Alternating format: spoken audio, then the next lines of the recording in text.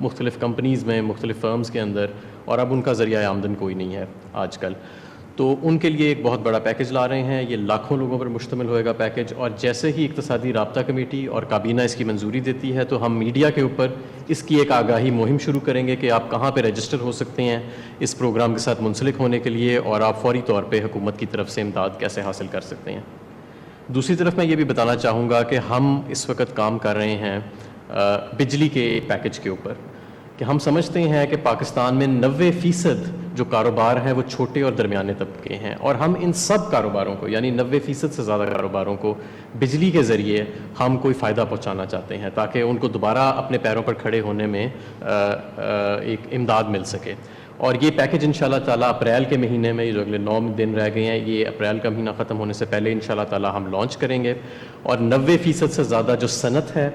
اور 90% سے زیادہ جو کمرشل میٹرز جن لوگوں کے پاس ہیں، جو چھوٹے اور درمیانے طبقے پہ سارے مبنی ہیں، ان کو براہ راست انشاءاللہ تعالیٰ اس پیکج سے جو ہے کافی مدد مل جائے گی بجلی کے حوالے سے. اس کے بعد ہم ایک اور پیکج لانا چاہ رہے ہیں.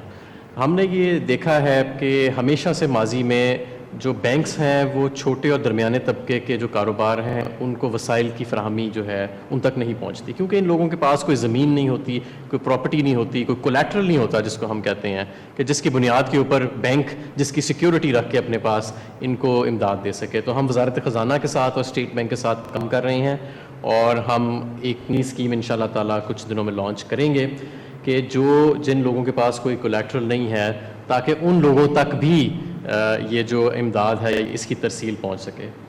اور آخری چیز میں یہ کہنا چاہوں گا کہ وزیر اعظم صاحب کی ہدایت کے مطابق کہ ہم نے کرونا وائرس کے پھیلنے کے رسک کو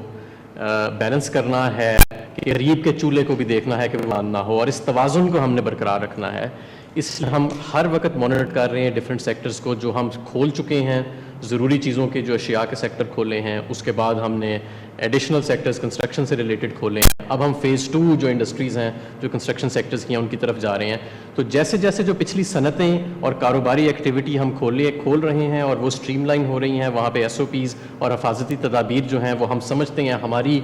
اطمینان کے اوپر ان کا لاگو شروع ہو گیا ہے، تو ہم آہستہ آہستہ کرونا کے رسک کو دیکھتے ہوئے دوسرے سیکٹر تک بھی انشاءاللہ تعالیٰ پہنچیں گے. لیکن ان دا مین وائل یہ جو میں نے آپ کو تمام اسکیمیں بتائی ہیں ہم یہ رول آؤٹ کریں گے تاکہ چھوٹے اور درمیانے طبقے کے جو کاروبار ہیں ان کو فوری طور پہ امداد مل سکے. شکریہ احمد. اور اب میں یہ آخر میں معید آپ کو کہوں گا، دیکھیں میں جو ہمارے باہر پاکستانی ہیں، میں ہمیشہ سمجھتا ہوں کہ یہ ہمارے ملک کا سب سے بڑا اثاثہ ہے. لیکن مجھے یہ کہنا پڑتا ہے کہ مجھے بڑے افسوس سے کہنا پڑتا ہے کہ آپ وہ جو واپس آنا چاہتے ہیں، جو پھنس گئے ہیں، وہ بڑی مشکلوں میں ہیں. اور مجھے اپنی لیبر کا احساس ہے، کیونکہ ان ملکوں کے اندر جدھر یہ مڈل ایسٹ میں ہمارا لیبر گیا ہوا ہے، ادھر اس وہاں لاک ڈاؤنز کی وجہ سے وہ بے روزگار ہو گئے ہیں اور وہ آنا چاہتے ہیں واپس. مشکل یہ ہے کہ اس وقت ہمیں خوف یہ ہے اور ہمارے صوبوں کو یہ خوف ہے کہ اگر یہ ایک دم واپس آئیں گے تو یہاں نہ ہم اتنے زیادہ ہمارے پاس فیسلٹیز کوارنٹین کی نہیں ہوگی اور بڑھانے کی کوشش کر رہے ہیں، تو ڈر یہ ہے کہ یہاں نہ پھیل جائے اور نہ پھیل جائے.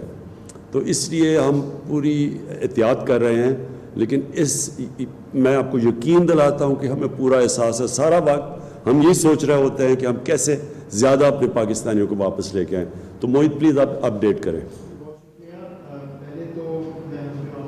شکریہ ادا کرنا چاہتا ہوں تمام جو باہر مقیم ہیں پاکستانی، کہ وہ ابھی بھی بہت صبر اور تحمل سے کام لے رہے ہیں اور واپس